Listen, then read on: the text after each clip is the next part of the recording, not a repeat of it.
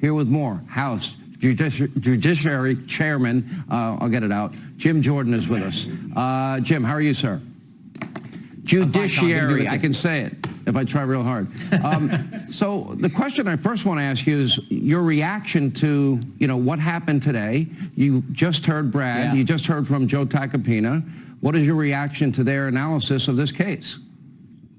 Well, I think Alvin Bragg may be going back to what he initially thought when he first won the job, which was he shouldn't bring this case. So I think in the overall picture, Sean, the fundamental question is, what changed? We know the Department of Justice wasn't going to bring the case. As you said, the previous district attorney, Mr. Vance, wasn't going to bring the case. When Alvin Bragg gets elected as district attorney, he's not going to bring the case. And then the only thing that changes between then and now is President Trump announces he's running for president. And most importantly, I think, Pomerantz and Dunn, these two individuals who worked as assistants, resign, start pitching a fit, start protesting, write a book, and create this pressure on Alvin Bragg from the left. And suddenly he decides, oh, now I'm going to indict President Trump. I think that's the key thing. And so that's why we're sending letters to Mr. Pomerantz, Mr. Dunn, and we want them to come in for a transcribed interview so we can ask them some important questions. What about bringing in Bragg? Well, he's supposed to get back with us tomorrow. We'll find out tomorrow at 10 o'clock. He's supposed to get back with us. We'll see what he says, and then we'll move accordingly. All of this is in tandem with your investigation in your committee, and that is investigating whether the FBI is politicized and the DOJ weaponized.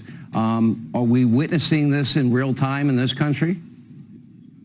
It sure seems like it because, think about President Trump. First it was Russia. Then it was the phone call with Zelensky that the Democrats go after him. Then it's his tax returns. Then it's his business. Then it's his children's business ties. And then it's the raid on his home, for goodness sake. And now possibly this. So, yeah, we see it with President Trump, but maybe just as importantly, or as important, is the fact that they've went after parents, they went after pro-lifers, they've went after traditional Catholics they said were domestic terrorists. They had that memorandum that we learned about 6 weeks ago. So that is the concern that you see from so many of these agencies in the Biden administration actually being turned on the American people that they're supposed to be serving. What does it mean when the current Attorney General of New York, the Manhattan DA of New York, both of them run on a campaign and they openly state they want to go after one man, one company, one family, and then they proceed to do just that?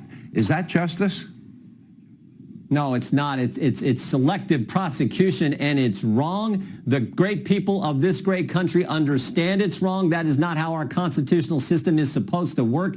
Not at all. It's not supposed to be attacking people who are, exercising their free speech rights like we see with some of these other agencies also. So this whole thing that we've now witnessed, this attack on the First Amendment, this selective prosecution, this going after President Trump, it is all wrong, and that's what the Judiciary Committee is focused on, making sure we get the facts on the table so we can propose the legislation to remedy the situation, and if we have to, use the appropriation process, use the power of the purse to limit funds going to some of these agencies that are doing this kind of thing. How many FBI whistleblowers will you bring in?